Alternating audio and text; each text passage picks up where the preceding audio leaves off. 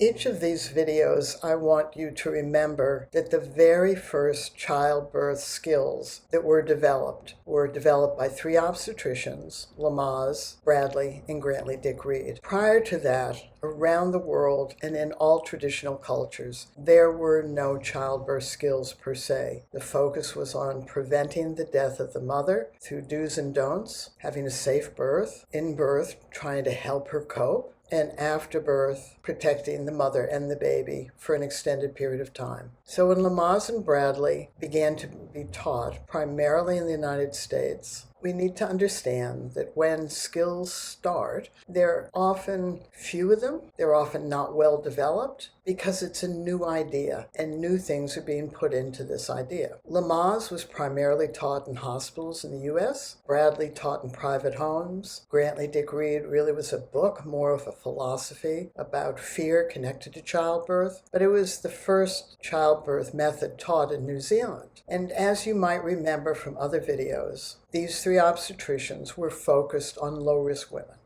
What I and Common Knowledge Trust and the hundreds of families that I worked with were saying way back then in the early 70s, 100% of pregnant women are going to give birth. So skills should be for all of us because the birth of each of our babies is important to us. In this video, I want to talk about the breathing skills. How did they develop? Were they just an extension of Bradley or Lamaze? Or was something else going on that people were discovering and understanding about birth? For those of you who know Lamaze breathing, in labor it was blowing in and out your mouth, and the purpose was to keep your diaphragm off the top of your uterus. That was thought to be able to stop any compression and to alleviate discomfort. We went to classes and were taught to and to do that for hours. Turns out it's hard for humans to do that for a long period of time. We hyperventilate. And so hospitals had a big supply of brown paper bags that we then breathed into, holding the brown paper bag. Bradley was a different method of breathing. It was in the nose and out the mouth. That seemed to make a lot of sense, but for men at birth, they could hear the woman doing these variations from to in the nose and out the mouth had issues because a man would say she's doing what she's been taught, and if a woman was screaming, she would be wondering why he isn't helping her, but she's still breathing in the nose and out the mouth. That's all Birthing Better families had when we started to develop the skills. And 95% of us were laboring because cesareans were dramatic, major abdominal surgery done only to save the life of the mother. It's not that we all had good births. It's not that we all had good outcomes. It's just that the medical profession wasn't sophisticated enough. And it was major abdominal surgery, which left us with an ugly scar from our pubic bone to our navel. And so we were just faced with what we had. But a lot of people were saying these breathing skills don't work. In reality, what we were saying was these breathing skills don't adjust. They're not adaptable, and therefore they're not sustainable. So from our need to have good breathing skills that adjust and that are adaptable and that are sustainable, we had to go back and ask ourselves about how we breathe as human beings. And this is a question I've asked for 40 years. How do we breathe as humans? That's a general question. So I'm going to simplify it. What are the 4 ways all humans breathe? And you can ponder that for a moment, because in my 50 years of working with people and 40 years of asking this question in conferences and classes, nobody knows. It doesn't just roll off the top of our heads. If we understood the 4 ways humans breathe, then we'd know how to vary our breathing while we're doing the activity of birthing our baby. And we don't. We just react to the sensations inside us, or to the circumstances around us, or what is happening to us. I'm not exactly certain which of the hundreds of families came up with this bright idea of understanding the 4 ways humans breathe, but somebody did. And we realized as soon as we did that we were on to something. So I'll put you out of your misery. What are the 4 ways humans breathe? We breathe in our nose and out our nose. We breathe in our nose and out our mouth, out our nose, and in and out our mouth. Once I say that, everybody goes, but I knew that. And that's the question. Something that you know and something that you do that you cannot apply to a task at hand actually means you don't know it. And there's no shame in this. We have not had a skills-based approach to childbirth that is broad and sophisticated and able to adapt and adjust with enough skills so that skills can be used moment to moment, the activity of birthing our baby, no matter how our birth unfolds. So birthing better families really were hell-bent on creating skills that covered everything. Many of the skills were sort of developed by the general people who wandered through my life. Breathing was one of them. It wasn't an individual story. Although within breathing, there might have been individual stories that helped us to refine how we now pass this on to others. So when we discovered that there are 4 ways that humans breathe, in the nose, out the nose, in the nose, out the mouth, in the mouth, out the nose, in and out the mouth, if we just start with one of them, in the nose and out the nose, what are we doing? What are humans doing when we're breathing in and out our nose? And honestly, when I teach, most of us really don't know. We don't think about it. It's not within our mind to think about how we're breathing unless we have really poor breathing. We get breathless. So most human beings breathe in and out their nose most of the time. We don't even think about it. If our nose is stuffed, then we start to have to breathe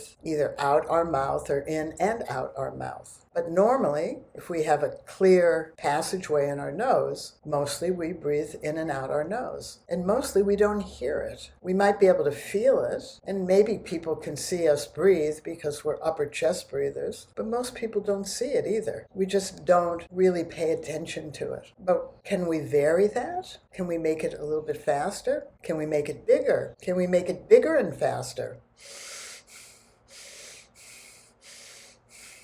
We can. All humans can do this. These are called variations. Of those variations, which is the one that is most common? Which is the one that shows the most stress or discomfort? Which is the one that's most sustainable? And it's not that we don't do things in birth that are big. It's that when we have skills, we do those big things, and then we come back to where we are more focused and more capable of using skills in a more sustainable manner. Because if you're breathing big in and out your nose, you cannot do that for a long period of time. It's not sustainable. And if you only had in and out the nose to breathe, if that was the one way all humans breathed, you would have to be sustainable, which would mean you both slow it down and quiet it.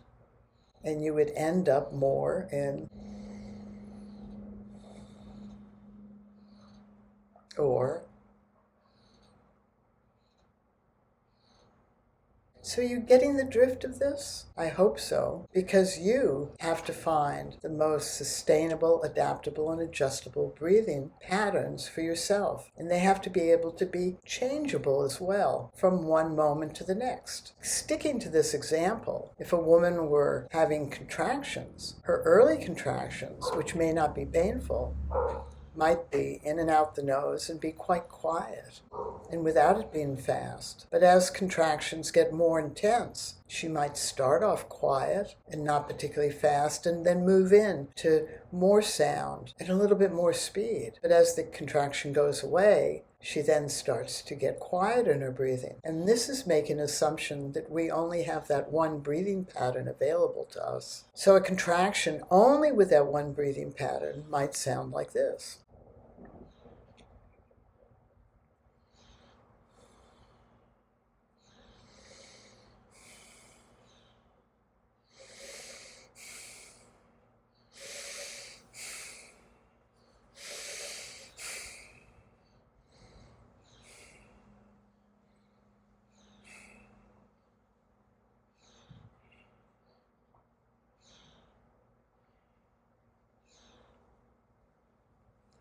However, we have 3 other breathing patterns. Now let's go to the other extreme, in and out the mouth. When do we use that? Not often. In fact, it's when we jump into really ice cold water or are really shocked or surprised or hurt. We tend to respond by going, and there aren't very many variations of that. So let's put that one aside. And if you're listening to a woman in birth and she does that, then understand that's because she's been surprised and you want to help her get into a good breathing pattern. So now we're left with in the nose, out the mouth, and in the mouth and out the nose. So how many of us breathe like this?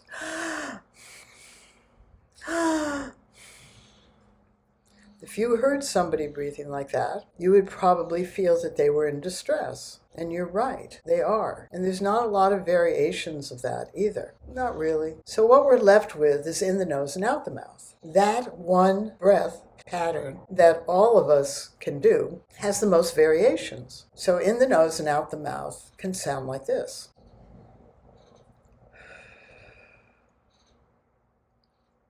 It can be this.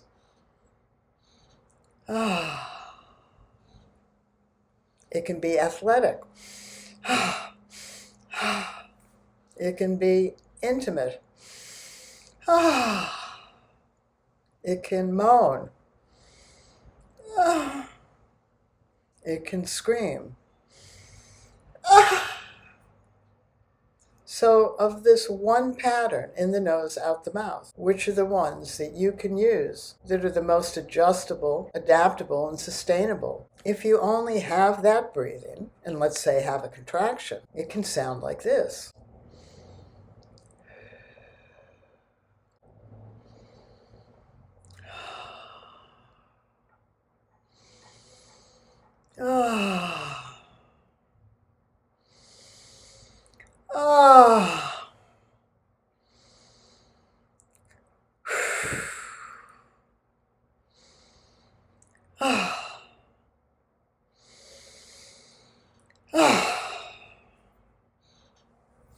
That would be an example of one breath pattern that adjusts, adapts, and is sustainable. So what should you do now? You want to go through them. It's as simple as that. Let them become yours. And interesting, these are life skills. They're not just birth skills. You use breathing all the time. So now you can become more conscious of it.